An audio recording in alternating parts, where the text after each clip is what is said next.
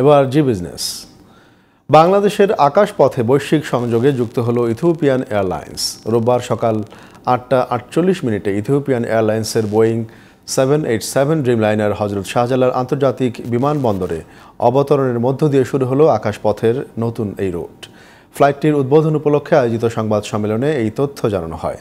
বাংলাদেশ বেসামরিক বিমান চলাচল কর্তৃপক্ষের চেয়ারম্যান এয়ার ভাইস মার্শাল মঞ্জুর কবির ভূঁইয়া ইথিওপিয়ান এয়ারলাইন্সের প্রতিনিধি দলকে স্বাগত জানান। আফ্রিকার শীর্ষস্থানীয় ক্যারিয়ার হিসেবে স্বীকৃত এবং বাংলাদেশে এর প্রবেশ দেশের এভিয়েশন শিল্পের জন্য একটি আশার আলো। বাণিজ্য, পর্যটন এবং সাংস্কৃতিক বিনিময় বৃদ্ধি পাবে বলে জানান বেবিচক চেয়ারম্যান এয়ার ভাইস মার্শাল মঞ্জুর কবির ভূঁইয়া। এই রুটে নিয়মিত উড়োজাহাজ রোববার, মঙ্গলবার এবং বৃহস্পতিবার সকালে ঢাকা ছেড়ে যাবে। এছাড়া অতিরিক্ত ফ্লাইট প্রতি সোমবার এবং শুক্রবার সকালে ঢাকা ছাড়বে বলে জানানো হয় সংবাদ সম্মেলনে।